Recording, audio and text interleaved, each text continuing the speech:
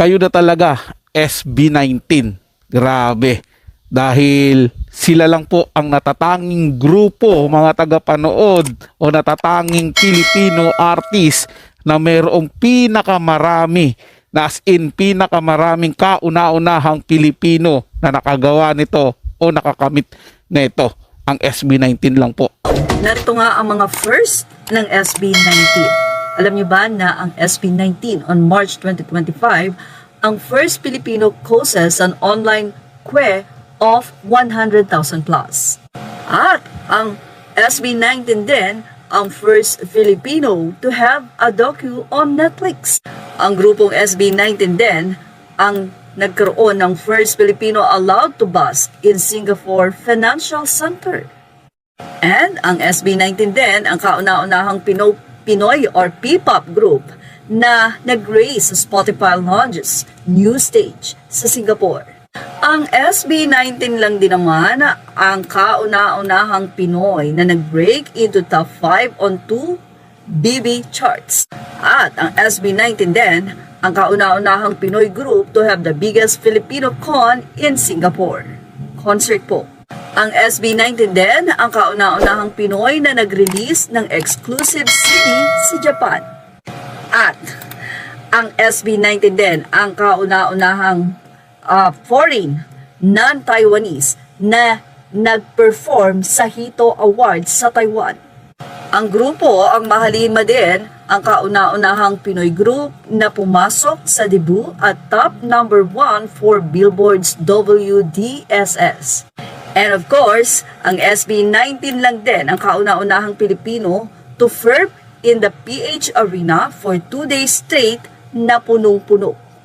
And ito lang din, ang SB19 din ang kauna-unahang Pilipino na nagkaroon ng Wish Bus stopover in Philippines and US. Sila po ang kauna-unahang gumawa niyan. Ang SB19 din ang kauna-unahang Pinoy na pumasok sa Genius Lyrics Top 10 with Whole EP. And SB19, the first Filipino to have a Wish Bus perf on scaffolding. Also, SB19 is the first Filipino to be awarded Best Artist Awards at AAA. And of course, SB19 is the first Filipino fan base to win a three-peat in the Billboard Fan Army nitong August. Sila po ang tinanghal na panalo sa pangatlong pagkakataon. Wow! Congratulations SB19 18! Balitang SB19, nakakatuwa naman ang imedahagi ng isang 18 or SB19 fan na ito sa kanyang FB. Ayon kay Dinky PL, permission to post po admin. Share ko lang po, na-curious po kasi ako kung may rapper na kaya na kumanta ng high notes dito sa Pinas. Nag-search kay Google at ito po ang lumabas. Ang saya lang po sa heart, pasensya na po kung medyo OA. Well, narito po ang sagot ni Google AI. While specific well-known rappers are not extensively cited for singing high notes, members of groups like SB19, particularly Josh, are noted for their ability to sing high notes, blending rap with powerful vocals. Also, individual talents like street singer Neppy Axe have gone viral for hitting very high notes, though their primary focus might not be rapping in the traditional sense. Here are some individuals and groups to check out. SB19. These P-pop groups feature members such as Joss, who are noted for their rapping ability and also for their skills in hitting high notes. Samantala, narito naman ang naging reaksyon ng mga netizen or 18. Magaling silang lahat, all around silang lima, mapa hip-hop, ballad, or battle cry genre. Basta kumpleto si Ricardos kapag silang lima. Si Pablo ang main rapper at lead singer ng SB19. Kulang daw ang sinagot ni AI. Say naman ng isa, talented ang limang yan kahit saan isabak, kaya nga soundbreak di na sinali ni Google si Pins kasi rounder mag-high at mag-rap. Wala nang tatalo sa SB19, even Giant Step, pansit ang rap. Yan ang ating Josh, pinagpala sa lahat ng talent. 18 din si Google. Well, nagbiro naman ng isa, sinabi nilang gaya nga ng sinabi ni Justin, ang mga nanay daw, kayang mag-rap ng high notes. Actually, kaya daw si Josh yung na-mention, siya kasi talaga yung nasa kategory ng rap. Oo, lahat naman sila, kaya yon. Like Pablo and Ken, di ba? silang tatlo yung rapper. Medyo ano kasi si Google na kapag rap hip-hop, di ko sinasabi na hip-hop lang ang may rap ha. Pero sa genre type ng solo ni Boss, more on nasa hip-hop rapping siya talaga or si Josh. And si Google, in general, doon magbe-base sa category na yon. Since doon sa category na yon belong si Josh, kaya siya ang nami-mention. Well, para ma-prove ang resulta ulit ay nag-search ulit ang isang netizen. AI overview. While specific names of Filipino rappers known for high notes are not readily available, the P-pop group SB19 is mentioned as having 3 lead rappers who can sing high notes perfectly. So, hindi na nga nila sinabi yung name, pero 3 rappers nga daw. Siguro iyon ay si Josh, si Pablo, and Ken, and Stel. And there are discussions around general Pinoy rappers like Andrew E., Francis M., and Glock 9 being influential, though their high note singing abilities aren't detailed in the provided search result. SB19 Josh is noted as a lead rapper in the group who can sing high notes, with the group having other members with similar vocal talents. SB19 update pa rin tayo, syempre. Kanya-kanya ng post ang mga fans, ang 18. Christine Gamboa ay wow na wow matapos nga pong ibalita ng TV5 ang nasabi nga pong napakamatagumpay na concert ng SB19 sa Singapore na sobra naman talagang dinagsa ng fans. Ibinahagi naman ng Facebook page na Rated J ang nasabi nga pong guest na si Benjamin Keng sa Singapore concert ng SB19. Samantala, kaninang alas 12 ng tanghali ay mapapanood na nga ang nasabing interview ng Mahalima sa Indonesia. Yan ang maganda sa nasabi nga pong management ng SB19 at dahil sila nga mismo ang nagmamay-ari ng 1C Entertainment at sila mismo ang nagmamanage nito kasama ang kanilang mga mahal sa buhay with the support of Sony Music, nakakalibot sila at napupuntahan ang mga fans na nais silang makita. For sure, biglaan lang yan at kung may time, bakit naman hindi? So pumunta ang SB19 sa Indonesia at hindi lang yan, nagkaroon pa sila ng mini basking doon, kung saan pati ang mga student alam ang kanta ng mapa na kung saan ay napakaganda nga ng meaning. Samantala, hindi naman tila papayag ang 18 Thailand matapos nga na magkaroon ng successful concert sa Singapore. Siguradong magkakaroon din ng successful concert kung magkakaroon ito sa bansang Thailand. 18 Thailand, make it happen. P-pop's most requested SB19 in Thailand. Why not? I-push na natin yan, say ng 18. Ibahagi naman natin ang mga naging experience ng mga fans sa nasabi nga pong Singapore concert. My Jokan heart is so happy. I also got lucky. My LSB came with a Ken Susan photo card. Made sure I dress up us. Thank you for all the previous shout out to Tessa Senya for my Macdo photo card and Pure Gold photo card. Thank you.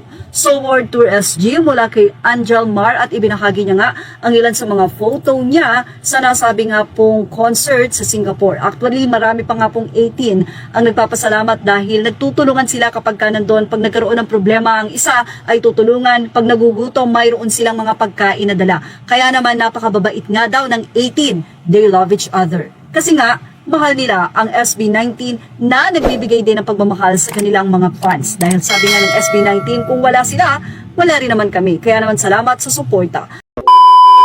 Wow, grabe. SB19, dumadami na ang mga endorsement. Samantala, ibinahagi naman ng SB19 ang syempre kanilang ine-endorso na Redmi Note 14 series na talaga namang sobrang sulit kapag ito ay yung binili. Dahil una, water resistant, check.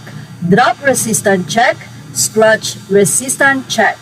All that and more in just one single phone, the Redmi Note 14 series can keep up with our everyday life just like that. Wow, napakatibay naman pala, kaya naman go, go, go. Bili na ng Redmi 14 Note series. So mismo, pinatunayan na yan ng SB19, panuorin sa kanilang Instagram. Update naman po tayo sa kanilang mga endorsement mula sa Social Pop Trends post. SB19 endorsements and sponsorship. SB19 is a Filipino boy band singer under Sony Music Entertainment, collaborating with numerous brands across various industries. Below is a chronological list of their endorsement and sponsorship. 2019, Netflix Philippines featured in the Catch Up campaign performing Go Up with lyrics inspired by various Netflix exclusive shows. Mood Beat Me endorsed the aloe soothing mask sheet for this Korean skincare company. So Netflix pala ang unang nagtiwala sa SB19 dahil 2019. Anyway, 2020 naman, Samsung Philippines promoted the Samsung Galaxy A31 through the Osam Group TikTok Challenge. Pepsi Philippines participated in the Sundin ang Puso campaign, performing a remix and launching Pepsi 77 Dance TikTok Challenge. TM featured in Fansagad advertisement Mondenisin endorsed Lucky Me Noodles, especially the Sarang Anghang, Jampong, and Hot Cheese Ramyun Cup Noodles. Anyway, after ng 2020-2021, nagtiwala ang Lazada Philippines, appointed as brand ambassador for the NASA Lazada Yan campaign. Dunkin' Donuts Philippines performed the reviewed 1998 Pasalubong ng Bayan jingle in a music video and released a 2-episode MV titled The One. Yopoki endorsed this Korean street food brand specializing in tteokbokki. Monbest Natural Mineral Water promoted this Korean bottled water brand. KFC Philippines featured in promotions for KFC Original Recipe Chicken Chops. Acer Philippines served as brand ambassadors. GCash participated in the G pa rin ang Pasko Life is G campaign. 2022, Mondenisin continued endorsement with Lucky Me Jampong highlight the Saranghang Sarap flavor. Pepsi promoted Pepsi Blue for the Pambansang Blue Day campaign. Pizza Hut collaborated on the Make It Great campaign, introducing new food, offering an original song and a special commercial. Ideal Vision became endorsers of this optical retail brand. And 2023, nananatili pa rin ang Acer sa kanila until ngayong 2025. Unilever Philippines featured in the Mapa Selecta Muna campaign. Avignon Clinic appointed as brand ambassador for this aesthetic clinic. Acer Philippines collaborated with Sarah Geronimo on the song Ace Your World as part of Acer's 20th anniversary. Smart Araneta Coliseum partnered for their Pagtatag World Tour promotions and events. Araneta City, the city of first, collaborated on various events and promotions. And of course, ngayong 2025, ano nga ba ang nadagdag sa kanilang list? Bioderm engaged in an endorsement partnership. SB19's global appeal and authentic connection with fans make them the go-to choice for top brands. From tech innovators like Xiaomi and Acer to food favorites like Pepsi and Pizza Hut, SB19's creativity and influence have driven successful partnerships. Their standout campaigns like Pepsi and McDonald's showcase their ability to set trends and engage audiences. SB19 isn't just about music, their trusted name in branding with collaborations that continue to make waves. Grabe, tiba-tiba yung SB19 sa dami ng endorsement nila, no? Paldong-paldo po yan, mga tagapanood. Pero syempre, mas papaldo po dyan yung mga kumpanyang nagtiwala sa SB19. Pinag-usapan at viral nga ngayon sa 18 or SB19 fans sa kanilang Facebook post ang nasabi nga pong reaksyon nitong si Mr. Pure Energy Gary V. Hindi daw maikakaila na paborito at talagang tila sinusundan niya ang mga post ng SB19. Sa nasabi kasing pag-promote ng SB19 ng bench, kung saan of course suot-suot nila ang bench, ay tila umakting ang mga ito at tinawag ni Josh ang tatlo na Emily, at doon ay lumingon nga ang tatlo at tila may hinahanap. Well, doon nga sa comment section ay mapupuna at mapapansin ang nasabi nga pong reaksyon ni Gary V. Sa nasabi nga pong official SB19 Instagram, nakalagay doon ang caption na a new outfit from bench, that's all you need today. Anyway, narito po yung naging comment ni Sir Gary V. Ilang halakhak at palakpak ang kanyang naging caption or ang naging komento. Samantala, nagkaroon naman ito ng iba't ibang reaksyon sa mga fans or sa netizen. Well, ang galing daw kasi talagang umakting at diba ganap na ganap nga daw, sabi ng mga fans. At mula sa Facebook post ni I Want You SB19.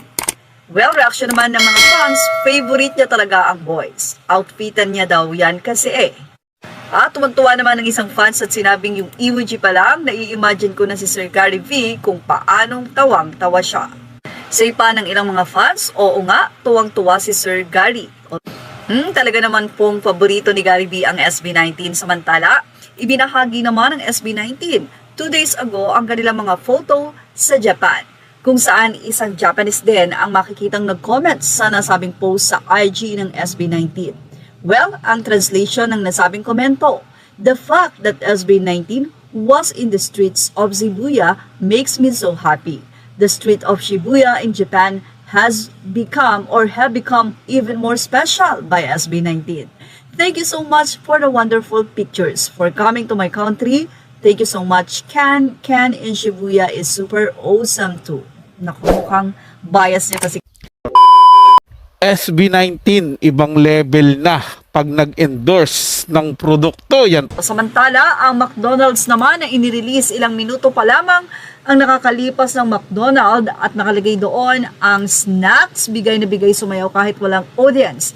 Bigyan ng Nori McShaver o McShaker fries yan, available sa McSaver Snack and Match for only 59 pesos. Ang promo is until October 7 to November 5, 2025. So ano pa ang hinihintay? Siyempre ang mga fans. Alam niyo po ba na ilang minuto pa lang ito ay mayroon na kagad itong napakadaming shares. Nagkaroon kagad ang McDonald's ng sandamakmak na shares at talaga namang iba ang SB19 talaga. Anyway, makalipas nga ang isang oras, binalikan natin ang nasabing video ng McDonald's commercial ng SB19 at ito ay may 5.2 thousand reactions, 311 na comments at 723 na shares. Grabe, di ba? Well, narito naman ang naging komento ng mga fans. Mapapa-order na naman ako niyan. Hahaha. Yummy, ang sarap nga. Yes, SB. Napa-snacks na kanina. Mas lalo kong naging favorite talaga tong fries I need. Barkadahan size nito. Ang sarap nga. Ninang McDo kahit keychain lang ng SB. 7, nakapag-order na nito. Nagkikrave na nga ako mag-snacks. Huhuhu. Pangilan kaya ako ang pupogi nga nila? I wonder if series of 5 ads to. Well, sa inang isa, eating black pepper McDo now for dinner. Noni fries next. Baka naman Ninang McDo para naman po may inaabangan po kapag binibili kami ng snacks or bibili. Pakilabas na po yung collectibles. Pogi naman po nung blonde na nakaitin. Kaso wala ng McDo dito sa Bogo City, Cebu dahil nasira nga po. Wow! May bago ulit, sarap mamaya. Yon, oh! Snacks, lusob na sa McDo, 18. Snacks naman taga-Popogi. Makapunta na talaga sa McDo, makapag-snacks. May new fave, mahal kong 5. So yan po ang naging say na ng mga 18. Dahil siguradong mapupuno na naman ang McDo because of another meal na kanila nga pong masusubukan. And of course, ito po ay ine-endorso ng SB19. Sabi nila, series daw ba ito? Or, syempre, kanya-kanya nga po ang 5 at susunod kaya ay sino? Nakakatuwa nga ang naging caption ng isang SB19 fan or isang 18 sa nasabi nga pong post ng Shopee sa Tenten kung saan nakadisplay ang mukha ni Pablo at nakalagay doon ang Grab exciting deals and discount on Shopee Tenten. Narito naman ang naging pahayag o caption ni Zaira May de la Cruz. Aniya, afford na natin si Pablo, haha. Paano ba naman nakalagay sa Shopee's bestseller na 25 pesos daw? Kaya naman sigaw ng 18 kahit 100 Pablo pa o 1,000 Pablo pa ay kayang-kaya na yan. Avail ako kahit 5 pa, grabe bestseller talaga yan, hahaha. Ayos, platinum member ako, dami pa akong voucher na free shipping. Hoy, 5 ako ha. Hala, sold out to for sure. Madami pang stock. Uy, ano yan? Hati-hatiin na yan. Bakit nyo binenta? Apakamura naman. Biro pa ng isa. Kahit 10 pa, let's go. Sana di pa sold out. Biro pa ng isa, tirahan nyo ako kahit 1 Pablo lang, basta totoo. Send link up, sold out ko na agad. Bilhin na yan. Ilan po kaya ang stock niyan? Sana marami, hahaha. Ilan pa po ang natitirang stocks? Pakyawin ko na po lahat. Tamang-tama, may free shipping voucher ako. Anyway, yan nga ang mga pabirong mensahe ng 18 mula sa post ng Tenten Shopee na 25 pesos sa mukha ni Pablo. Kampo ng SB19 inalabas ang tunay na dahilan bakit na-cancel ang concert sa Riyadh.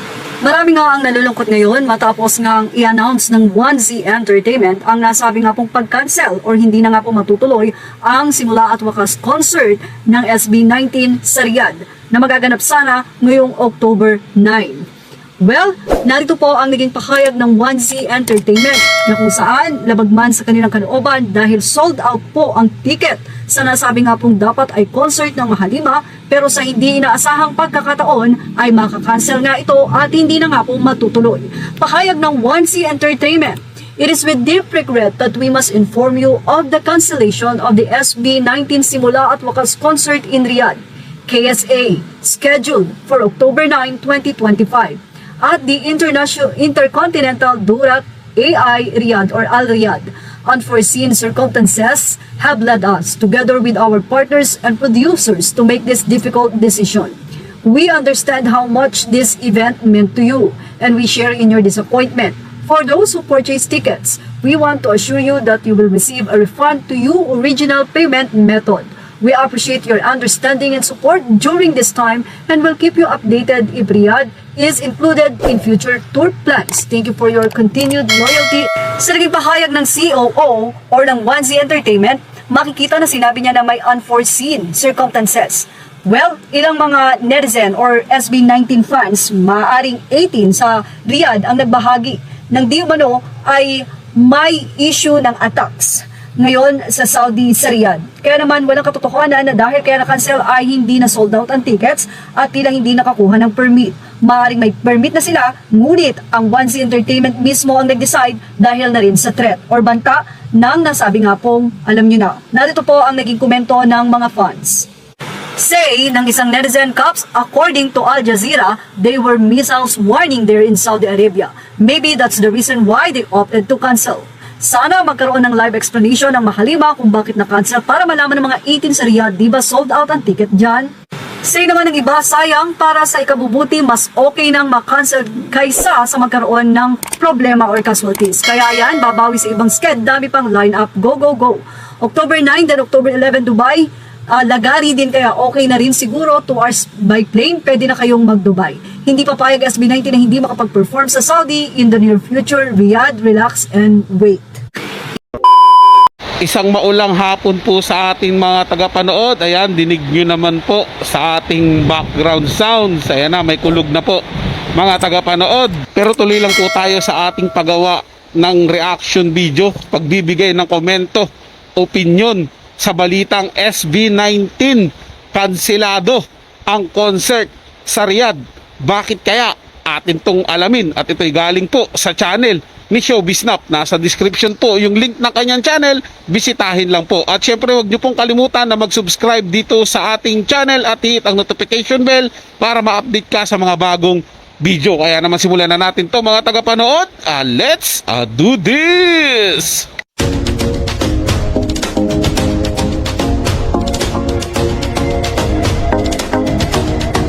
Marami ang nalulungkot na mga taga-Riyadh, especially the 80 na nakabili na nga ng ticket at very excited na mapanood ang performance ng SB19.